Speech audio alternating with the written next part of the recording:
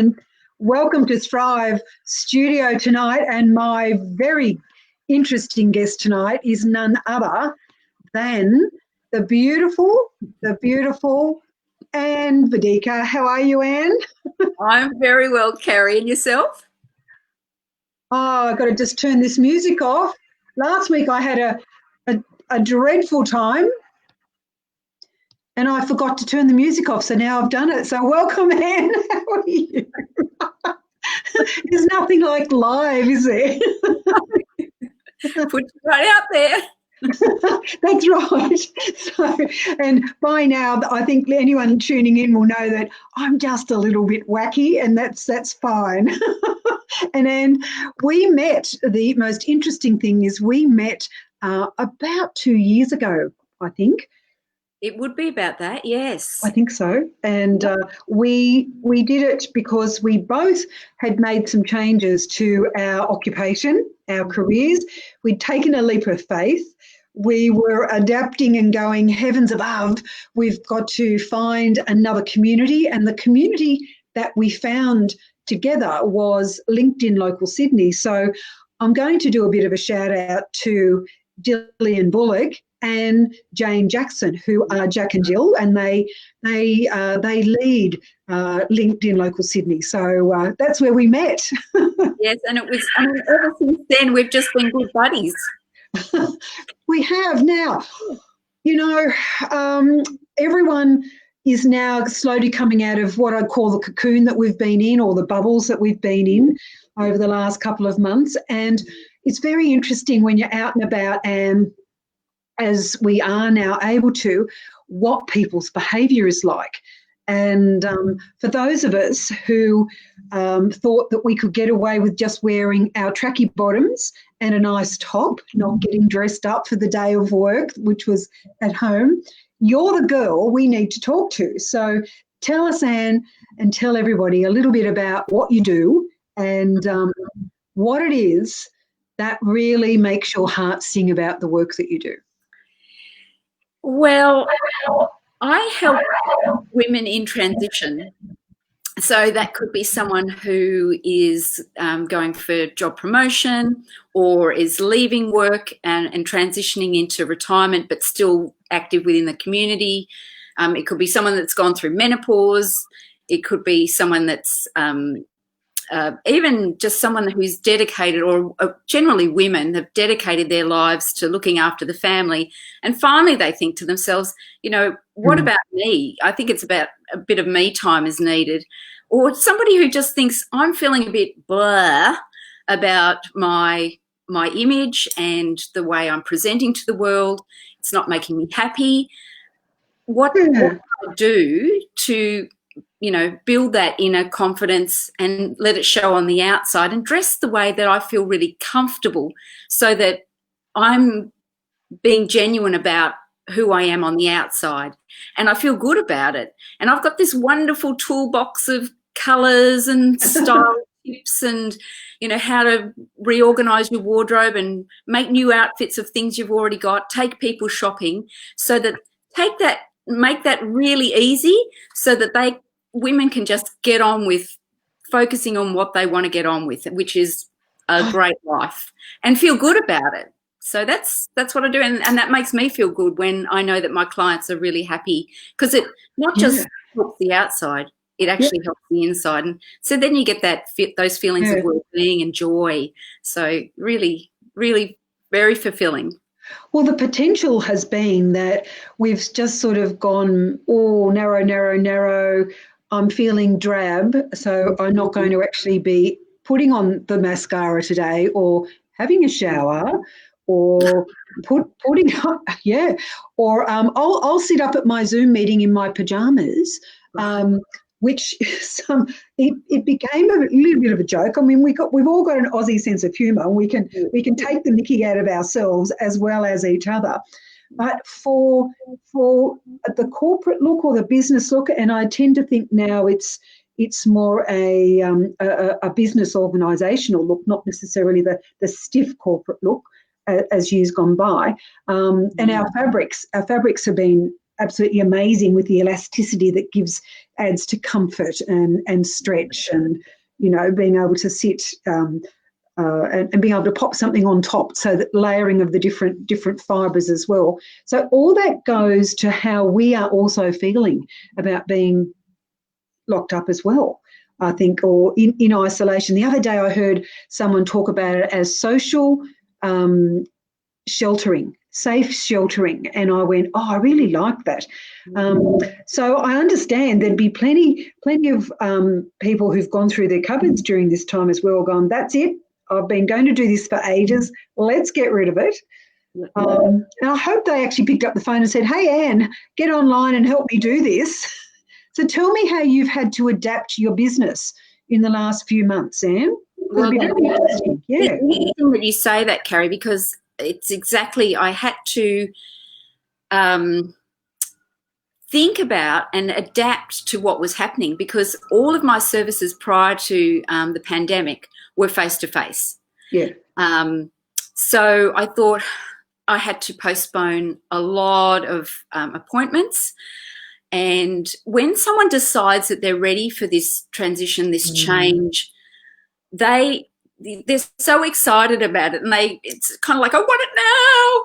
So I thought, what can I do in order to provide these services so that we could get the ball rolling? And I thought, you know what, I'm doing Zoom calls. So I actually then collaborated with another image consultant, and she had come up with a colour system that you could do online, and it's so effective and so spot on. And I thought, okay, I'm going to bring that into my offerings. And so now I can actually offer colour consultations online, style consultations online, and also wardrobe editing. And you know what, I thought, oh, how's the wardrobe going to go? But I tested it out on a few friends beforehand, and it works perfectly. And so then I was able to continue working, and actually I created more work for myself, which was fantastic. And good story. Happy clients. So yeah. And look, what you've just shown us is a great way that you became very adaptable. You thought about what was in your control, and then I'm going to use the word pivot. I actually like the word pivot, and other people have gone, don't want to talk about pivot anymore.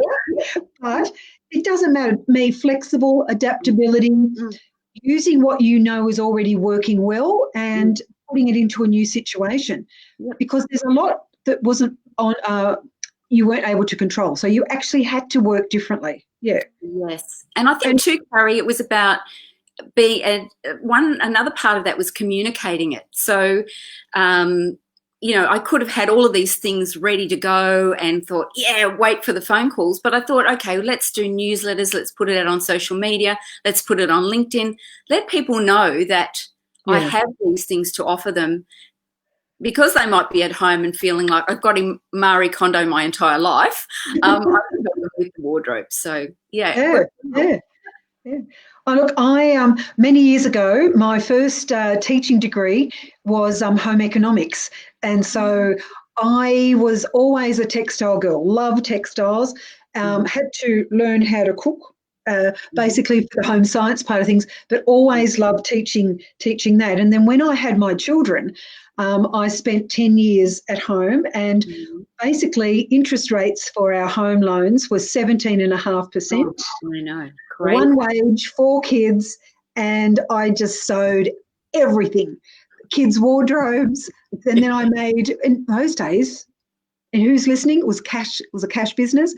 And it made the extra for all that time, and these days, and I now have some grandchildren, and one of my sons has said to me, Mum, when are you going to make everyone one of those mix and match outfits? And somebody else goes, don't you dare do that. Don't encourage her.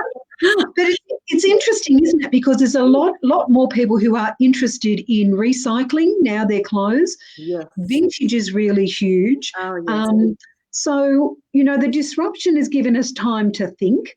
It's a change to what we're doing. And perhaps now we're going to look at our wardrobes and also also say, well, perhaps I don't need as much, and be a little bit more cost effective, right? There's a lot of people who've lost jobs, who don't have jobs, who are now looking to find a way forward. So the way they've got to pivot or look at their change could actually involve someone like you, Anne. So we'll tell everybody at the end of this what your contact details are. And I'm really interested in that colour palette.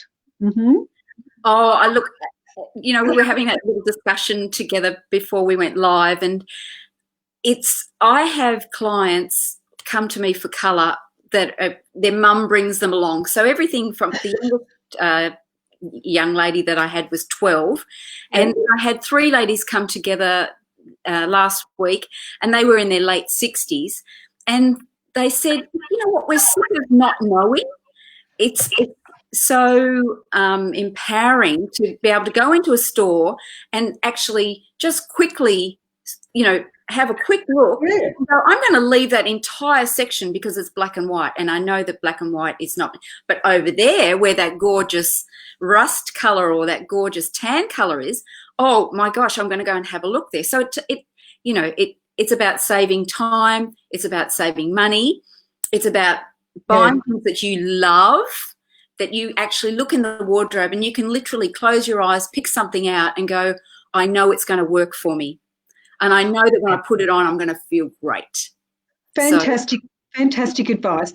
Yeah. And I was listening to you, but I also noticed that we have Heidi from Victoria who's just typed in on our chat to say, Anne makes total sense. And she said, she said, I've done some editing of my own wardrobe. I've repurposed a few things, and I've realised I've got a lot of things in there that were underutilised. Oh, that was a revelation. So Anne saves me lots of time and money. Oh, my gosh, what a great endorsement. Well, I love it. And you know what? Heidi had some garments in her wardrobe that she wasn't sure about, and we thought, okay, let's do this Zoom thing. So she had everything ready on the bed. Yep. We looked at them. There were a couple of items that we said, okay, well, let's. She's going to resell them at a market. But other ones we were able to look at them and say, if we tweak them here and there, it's actually a new garment and you can get a whole new lease of life out of that piece. Yeah. So it's never about throwing anything away if we can possibly avoid it. Yeah. It's how we can reuse it so that you get more bang for your buck out of it. And you bought it most of the time you bought it because you loved it. So why not get some use out of it? I can't tell you how many pieces of clothing I see in women's wardrobes that have still got tags hanging, and I'm going, they go, I'll just leave it in there because I feel so guilty that I spent that money. And I go, well, let's put it together with other things that you've got. So, you're getting your money's worth out of it. So it's an interesting thing because I really like a scarf, and I think a scarf for me, I feel I can jazz up a plain dress and use it at night, or I used to be able to do that. I even around my neck, around my shoulders, it just makes something look, something tired look brand new. And I always feel $1 million. And one of the things that as you know, Anne, that I do is I use some emotional intelligence tools with the work that I do. And there's an acronym that they use, and it's actually SCARF. Yep. And it's a scarf. And so when I talk about the scarf with people, and the scarf is actually saying, if you get an emotional reaction to something, it usually means it's hit a value, belief, or an assumption that you make. Now, that tag, that's why I'm going to tell you this story, because that tag story you just told hit a value or an assumption or a belief that person has, I shouldn't have spent that money. Who's going to see that I spent that money? Yes. It's now out of date, and I could have used the money for that electricity bill or the Telstra bill or my holiday fund, right? Yes. So it hits something. So SCARF. So it hits your feeling about your status, your feeling about your sense of certainty about things, autonomy, how autonomous you feel in your decision making or in the role that you're playing or whatever it is that you're doing, how you feel about your relationships or how you relate to people, communicate. and lastly, your sense of fairness. Mm. And I just had to put it in there because it fitted so well. So, and then I can use my beautiful scarves. I usually take, if I on trips around the world or to various places with the people that I lead there, I usually take scarves, and that usually works as a dress up for the plain dress that I can wear during the day, and then I can throw this on at night with a little bit of perfume, and I'm happy girl. So very versatile, Carrie. That's a pivot. That's a pivot and an adaptation. I'm claiming that too, Anne. Go for it. I love it. Look, one of the things that it's been lovely to talk to you tonight. And one of the last questions I usually ask is if you had a message for the world at the moment. I watched the news tonight, a little bit of it, and I found myself with quite a few emotions going on when we're looking at what's happening with the marches all over the world, the riots. What we've come tonight to is actually some outpouring of generosity and care for each other, saying, we are here for each other. So I thought it was actually probably a good night to have watched the news, because I found I've been deliberately compressing what I needed to hear. I need to hear the pragmatic things. And so I spend some time in some mindful practices for, sending that out to the world. But if there was something that you wanted to send out to the world as a message, what's on your mind at the moment? Well, I think with the pandemic, it made me realise that it was, this is kind of a little out there, but it kind of the universal nature's way of giving everyone an opportunity just to slow down, to think about what really matters and what is really of value to you, and connect with the people that you truly, truly love and that really, that you really care about. What are the things that you really care about? And I think this has given us the opportunity, and also to have compassion and have empathy for others, because we don't all think the same way, but we're all made of flesh and blood and a beating heart. And just to keep that in mind, that, everyone has a right, and part of this F of fairness, a right to be loved and have the same equal footing in the world. And I think just be careful and be kind to one another. Come at everything with a level of compassion and a level of empathy, and I think then the world will be a different place. That's what it's. Well, I think we've got a red hot shot, and one of the reasons I started doing the Thrive Live was because I do have a podcast as well. But this is really more immediate about local people, guys and gals, just like you and I. There could be another one of me somewhere, and there could be another one of you. I mean, in a lot of our occupations, there's doubles, but we're all individual. But I do believe that there's enough for everybody if we want to readjust it. And a wardrobe, I think, is really an interesting way of looking at there is enough for everyone. We can recycle. We don't need as much. We can care for each other, but we can also spread the love and go and give quite a lot of, pay it forward in our way. So those bags that we often give to, say, Dress for Success or whoever it is, our charities or our whatever, those that we support, there's ways forward as well. That's a really good point. I just want to touch on that, because I am a volunteer stylist for Dress for Success, and even if not all of the clothes are used for women that are looking for employment, and once they get the job, they come back and we give them a week's worth of clothes so that they can use the money that they're getting for other more important things, other than the wardrobe, and so we set them up that way. But if all of the clothes are not used for that specific purpose, they have garage sales and bubbles and bargains, where that occurs twice or three times a year, and there are designer labels and beautiful handbags and shoes that women can buy, and all of that money goes towards helping those other women. So it's fantastic. I'm glad you brought that up, Carrie. That was a perfect opportunity to bring that up. Well, you just made me think about standing tall and being confident in no matter what you've got. If you've got something in your wardrobe that's 2 decades old, you know how old it is. Nobody else does. But stand tall. We're beautiful inside. And I always think I use clothes as a bit of an illusion. You're a bit clever with them. You have a bit of fun with them, but just stand tall. And I think thriving for all of us in this time, and I feel extremely grateful. Living in Sydney, Australia, we really haven't had the same extent of the virus as other countries around the world, or the repercussions for that matter. However, every one of us has felt the change and disruption in lots of different ways. But just stand tall and feel good, because we are unique. You are unique.